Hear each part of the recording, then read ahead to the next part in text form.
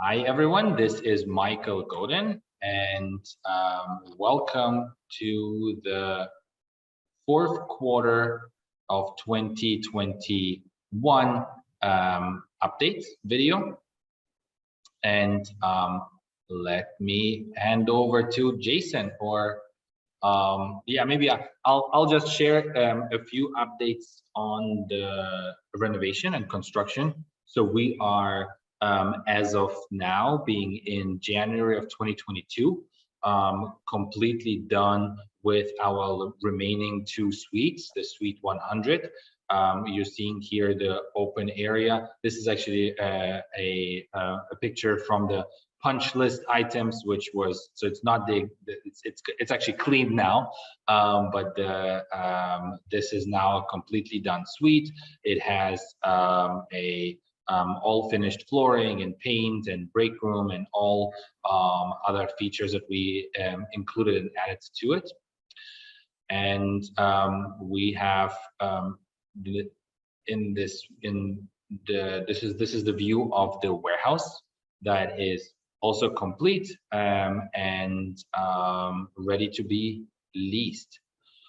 And this is the suite 100, which is the smaller of the two remaining vacancies. This is a 9,800 square foot, so roughly 10,000 square foot suite. The smaller of the two, the one that has about a 30% existing office and 70% warehouse with one roll-up drive-in door. And then our larger suite, which is roughly 17,000 square feet, the central suite, suite 150, is also complete. So it is in a similar configuration, probably a 20% office and 80% warehouse configuration, all done with new lights, our kind of renovated flooring and paint, and offices in the same finish level with luxury vinyl tile. Here was a great feature that we were able to add were those windows in a block wall that we cut out. We cut out 3 windows to get natural light in, and this really activated this particular closed off section that we converted to really function in a nice office for future users. And as well, we added nice bright LED lights to be able to make this a very, very pleasant experience. The expansion of our existing tenant, so we had a tenant that was roughly 6,000 square feet. They roughly doubled to 12,000 square feet. So we had completed this renovation a couple months ago, and we were in their space. They are currently expanding and hiring people into this. And then exciting news for us, we gave them a very long free rent period, which is now expiring in the end of this month. So it will then significantly improve our cash flow because we are finally going to get rent paid for that suite starting off very soon. And the free rent expires, and they have now remaining 7 years on their lease where they will be paying full rent. The renovation work is complete, so now the fun work of leasing really kicked off in November once we had completed space that we can share with the market. Couple, I think, of the things that we've learned in our leasing experience so far. The completion of the renovations has led to a lot more interest and offers. We find tenants, they're not very creative. It's hard for them to picture it in its former condition. So by doing the work to get it ready, at least 80% of the way there, it helps them see themselves as a future tenant. The high-end finishing, the LVT floors, the office on glass, the fully HVAC flex space has been very attractive. We're seeing medical laboratories, logistics, technology companies looking at this space where they would traditionally not look at office space, or warehouse space in this market. Our TI budget provides us the opportunity to land some really premier tenants. We're going to go into that shortly. And something we've heard from a lot of companies that are regional, national, and international is proximity to the airport, proximity to downtown, midtown, Buckhead, Cobb County, just being very pro-business, easy to work in, and access to the interstate is a very compelling mix of features for prospective tenants. Just going through what we're seeing in the market, a couple comparables that are on the market that we wanted to share with you. Property in Mableton, it's a metal building. It is single tenant with additional land for parking. That is asking close to $15 a foot. It is nowhere near the condition of this building. Northwest Atlanta, that's closer to the Fulton Industrial Corridor, more of a heavy manufacturing warehousing market. We're seeing similar space asking $12 to $15 a foot, triple net. Upper West Side, if you're familiar, that is one of Atlanta's more popular gentrifying neighborhoods.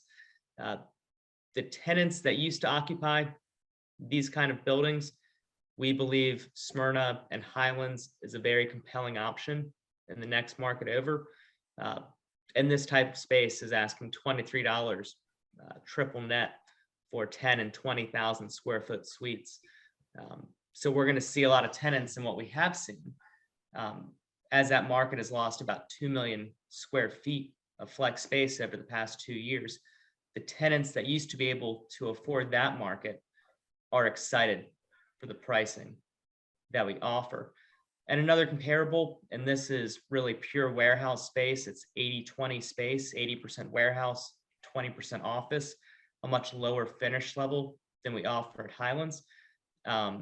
It's asking $10.50 triple net a foot, so very in line with our pricing. Just some statistics to share with you guys what we're seeing in the Southeast Cobb market as CoStar breaks it up. Vacancy is at an all-time low. It's really hard to believe, but 2.31%. Market rent of $11.56, and market rent growth has been very strong at 11% year over year. It's probably the most exciting part of our conversation tonight. Thank you for sitting all the way to this. We've got two great options for Suite 100, and we are preparing a lease. We're actually under LOI with the lab tenant, but we're still working with the logistics tenant to make sure that we do have competitive offers and a backup just in case. The lab tenant is a regional firm, very strong guarantor support from the parent company. Jason, can you clarify which suite you're talking about? Oh, sorry, this is for Suite 100. It's the 9,600 square foot suite. And we're very excited to have both of these LOIs. They're both very strong rental rates, well ahead of our pro forma. The lab tenant is going to come at a high cost, $200,000 in TI, but they also plan on investing about $200,000 of their own in the space. So we believe it's a really positive investment into the building. Rental rate is well above market, above what we projected. And with 5% annual increases, we will stay in pace with inflation. The logistics company is also a very compelling tenant, and we will keep them on the back burner. Their current offer to us is $12 a square foot. 3-year lease, a little bit shorter than we expected, but still a very strong lease ahead of our leasing expectations. So we're going to be excited to get either of them. And we're going to continue to market Suite 150. And by mid-spring, should have some good options available for that suite. Michael, that's... Yeah, I do want to add here. So the TI, which is the tenant improvement allowance, so basically the funds that we as ownership provide to the tenants to attract them to take our space, we gotta be blunt, it's more than what we budgeted. We did not plan for such a large amount because we didn't actually plan for a lab that is going to be using the space not necessarily as a as an industrial suite, but more as a as a biosciences, which is very attractive as well from the real estate perspective. However, that will have impact to our distributions.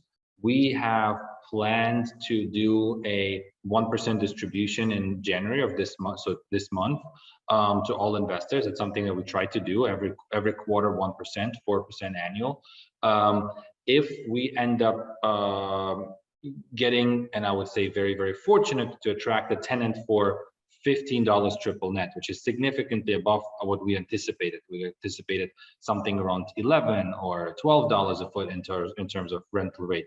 And also we anticipated a 2 or 3% annual escalation, where here we would be getting a 5% annual escalation, so significantly higher rental rate. So this rate effectively is going to be $19 in year 5, a very steep curve, which is, I would say, on the top line of the market. Then we would want to pause our 1% distribution this month, until we get through the 5 months of free rent period with this tenant, and until we have the sufficient cash flow so that we can go ahead and have enough money reserved for the last remaining suite. That, well, we don't think so, but if in case we have a tremendously attractive tenant that is going to be offering us a terms that we can't refuse, that we have enough money to pay for the additional tenant improvement allowance to attract this tenant. So this is now, I would say, this is not set in stone. We haven't made a decision yet because we haven't signed lease yet. But if we do, just kind of a heads up, we will want to pause a 1% distribution for 1 to 2 months, because we know that this will result in a much better distributions and cash flow moving forward.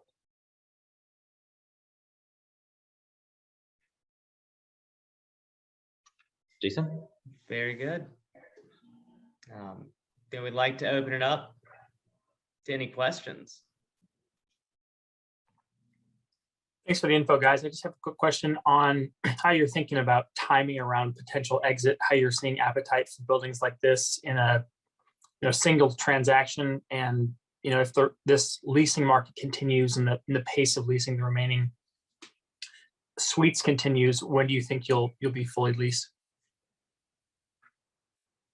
Very good question. Thank you for asking that. We're fairly confident with these 2 very interested parties for Suite 100 that we should have a lease signed by February on this suite. We're still seeing a lot of tours, calls, activity on Suite 150. So we think hopefully by June or July, we should have a clearer picture of the tenant for that. We're probably going to explore all options once we fill Suite 100. The capital markets would be hungry for a property that is mostly leased with a vacancy. So it would allow us to sell this property at a nice premium and return the capital to the investors. But we will be exploring all options to make sure that we can provide the highest return to the investors. So Ruben, if we feel fairly confident that one of these tenants will effectively sign, and we will be increasing our occupancy from 30 to 60% of this building, I think a little more than 60, that will be tremendous. And there are 2 ways we can look at that. We can try to kind of soft market the property and see what the capital markets will offer in terms of sale, which would then be, I would call summer of this year. So summer of 2022, we would potentially sell if we get an offer that we can't refuse. Because what we see also that if we lease the entire building, it will be great. But at the same time, there are now so many hungry investors that are looking for a little bit. They might not have been wanting to pick up a building that is loss leading and vacant, but they would love to buy a building with 1 vacancy where they have clearly seen the path of 2 leases signed fairly quickly, back to back at a substantially strong rate, so that they would love to pick it up and say and pay us, I mean, pretty much top dollar that so that they can kind of finish the job and sell this deal as a value add to their own investors or to their own capital partners. So it's something that Jason and I are constantly talking about. And I think what we will do is we will soft market this property. I don't know if you're going to go full blown market listing. Jason has a lot of connections there, but we will definitely test the market and see where we are. And I think there's a fairly good chance that we will get some number that will, blow us off. Gotcha. Thanks. That's helpful.